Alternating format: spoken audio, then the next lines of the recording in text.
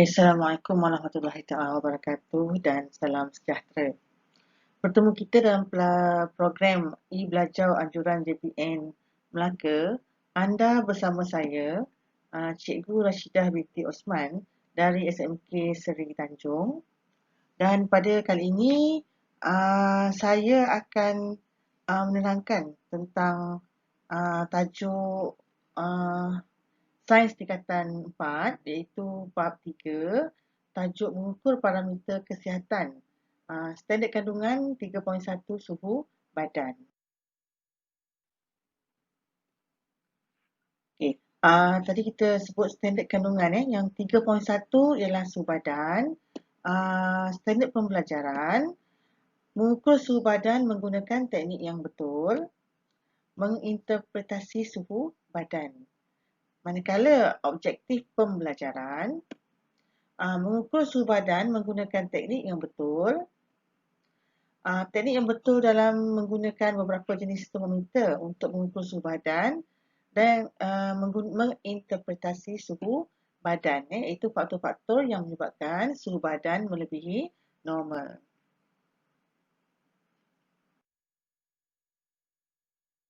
Okey, jadi kita akan belajar tentang suhu badan. Baiklah para pelajar, apakah maksud suhu? Suhu. Suhu ialah darjah kepanasan dan kesejukan sesuatu bahan. Justru itu, suhu badan ialah darjah kepanasan dan kesejukan badan kita. Kenapa kita perlu memahami suhu badan kita? Okey. Jadi supaya kita dapat mengesan masalah kesihatan yang kita hadapi.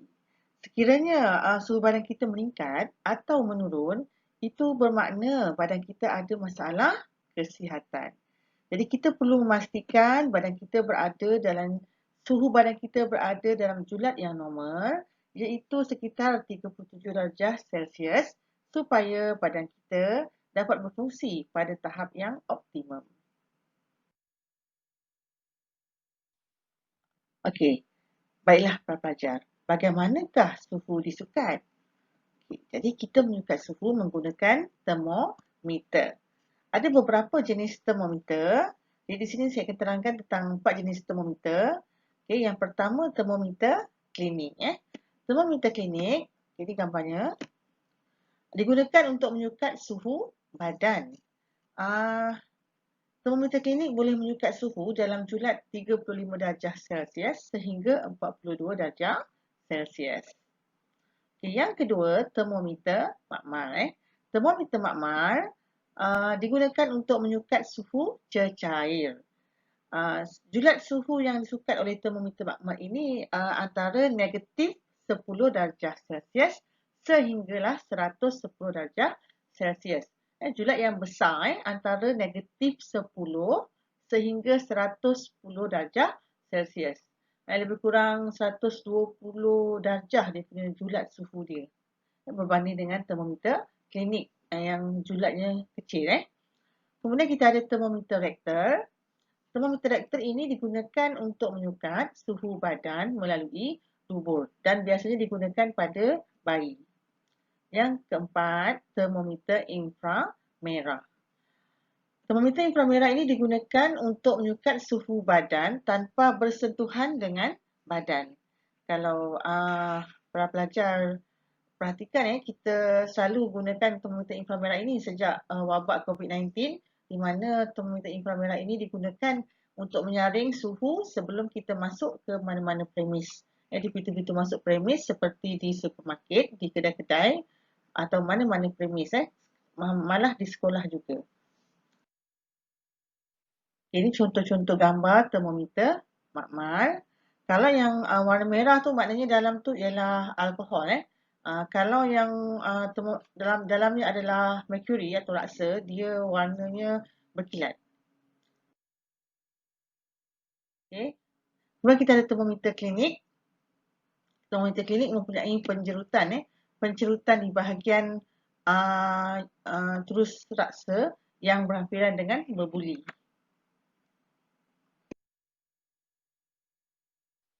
Kemudian kita termometer rektal ni. Okey. Seterusnya termometer inframerah. Biasanya dia menggunakan bateri. Okey. Ada juga termometer jenis lain seperti termometer elektronik telinga di mana digunakan untuk mengukur suhu melalui telinga. Okey, dan kita ada termometer jalur plastik. Termometer jalur plastik ini biasanya kita letakkan pada dahi untuk mengukur suhu. Dia akan menyala pada bahagian suhu yang betul. Biasanya kita gunakan pada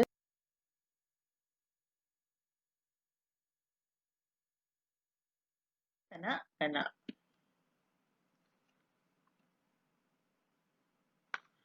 Okeylah, para pelajar. Sekarang kita lihat bagaimana nak mengukur suhu badan menggunakan teknik yang betul. Okey, pertama sekali kita lihat termometer klinik. Termometer klinik. Pertama sekali kita kena pastikan suhu termometer berada di bawah 35 darjah Celsius sebelum digunakan. Jadi sekiranya suhu berada di atas daripada 35 darjah Celsius, kita perlu kibas-kibaskan termometer itu supaya suhunya, bacaannya turun di bawah daripada 35 darjah Celsius. Kemudian letakkan termometer di bawah ketiak ataupun di dalam mulut selama 2 hingga 3 minit. Sekiranya kita menggunakan termometer klinik digital, kita boleh tunggu sehingga bunyi bip terdengar. Kemudian kita keluarkan termometer dan rekodkan bacaan suhu. Okay, kalau pelajar-pelajar perhatikan, termometer klinik ini mempunyai penjerutan pada bahagian bawah, pada bahagian tulus merkuri berhampiran dengan berbuli kaca yang di mana tempat merkuri terkumpul yang bahagian bawah. Okey, jadi tujuan pencerutan ini ialah supaya merkuri tidak turun dengan cepat dan untuk memberikan sukatan atau bacaan yang lebih tepat. Dan pencerutan ini tidak ada dalam termometer makmal.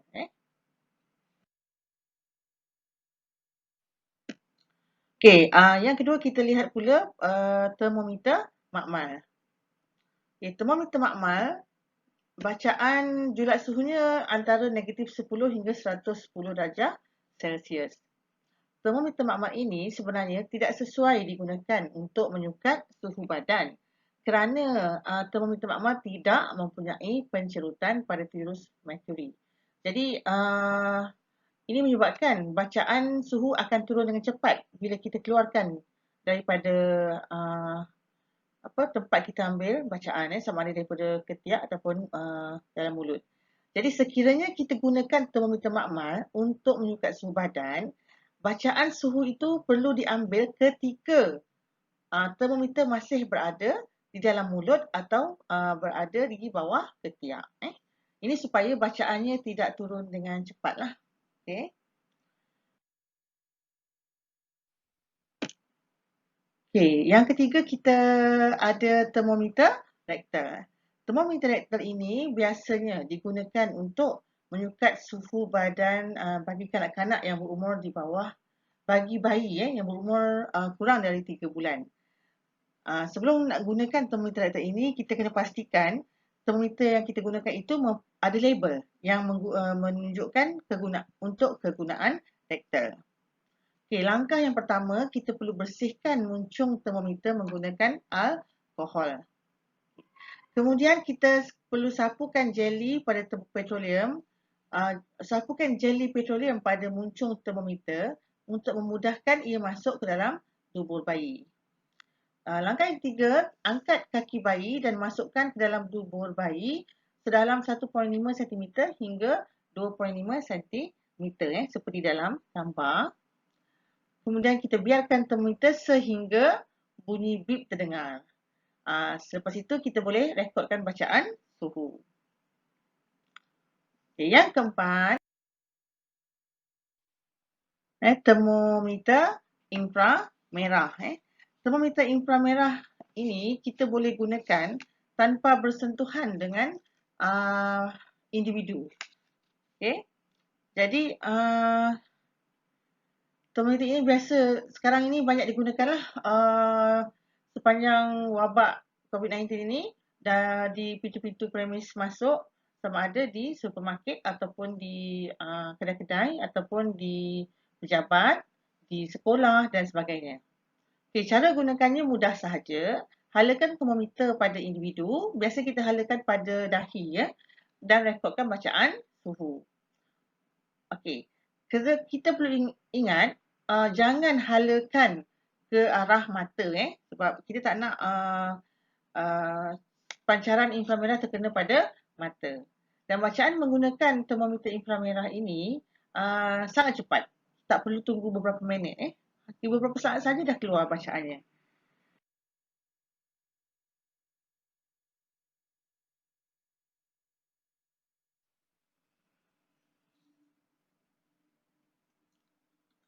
Okey, sekarang kita lihat pula tentang menginterpretasi suhu badan. Okey.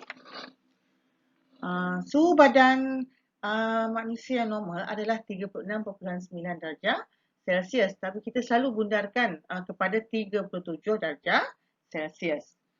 Sekiranya suhu badan melebihi 37 darjah Celsius, ini bermakna seseorang itu demam. Jadi peningkatan atau penurunan suhu di luar daripada julat normal menunjukkan badan kita berada dalam keadaan yang tidak sihat. Okay. Apabila suhu badan kita melebihi 37 darjah Celsius, kita disahkan sebagai demam. Okey, apakah faktor-faktor yang menyebabkan suhu badan melebihi normal? Okey, yang pertama jangkitan sama ada jangkitan bakteria ataupun jangkitan virus. Dia boleh menyebabkan suhu badan meningkat. Okay, yang kedua, terdedah kepada kepanasan yang melampau seperti strok haba dan juga selaran matahari yang melampau. Dan yang ketiga, senaman. Senaman yang berat akan menyebabkan suhu badan kita boleh meningkat melebihi paras yang normal.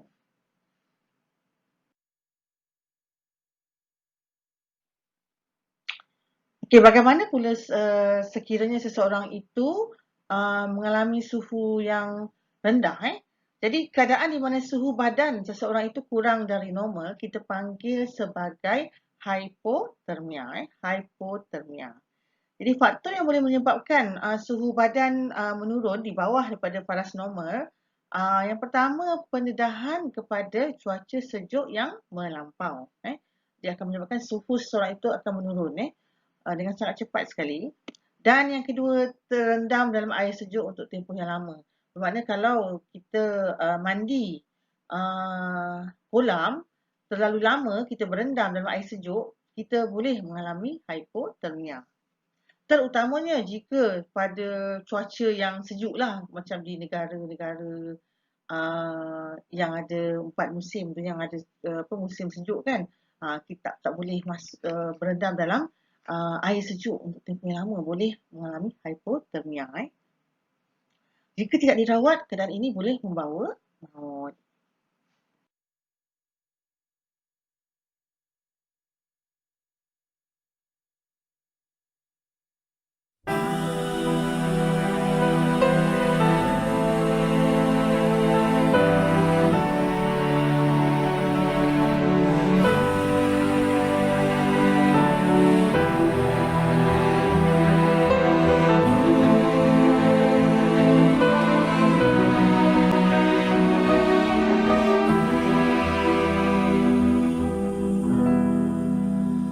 Look around yourself, can't you see this wonder spread in front of you?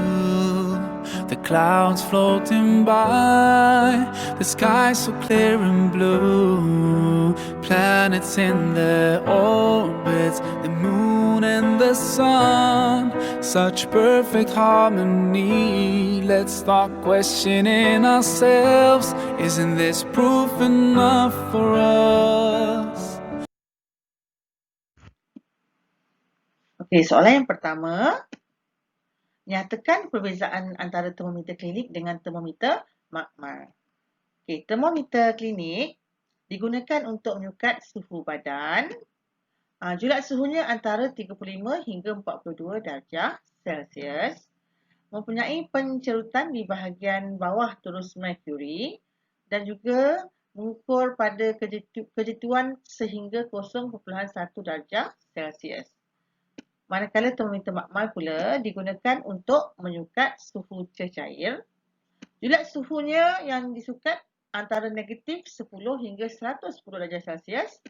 Tidak ada pencerutan di bahagian bawah terus merkuri dan kejetuannya hingga 1 darjah Celsius sahaja.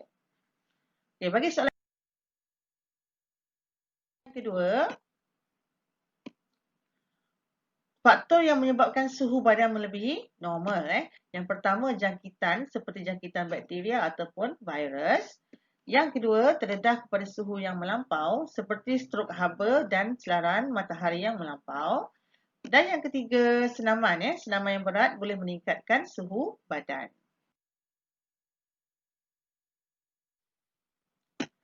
Okay, soalan yang ketiga pula, apa yang perlu dilakukan sekiranya suhu badan anda melebihi normal lebih dari 3 hari? Suhu melebihi normal bermakna seseorang itu sedang demam. Jika demam melebihi 3 hari, hendaklah kita berjumpa dengan doktor untuk mendapatkan rawatan. Sekiranya kita demam ataupun suhu badan kita meningkat melebihi 3 hari, kita tak berjumpa doktor, mungkin kita akan menghadapi masalah kesihatan yang lebih buruk lagi lah keadaan kesihatan kita. Jadi sebab itulah kita perlu berjumpa doktor untuk mendapatkan rawatan.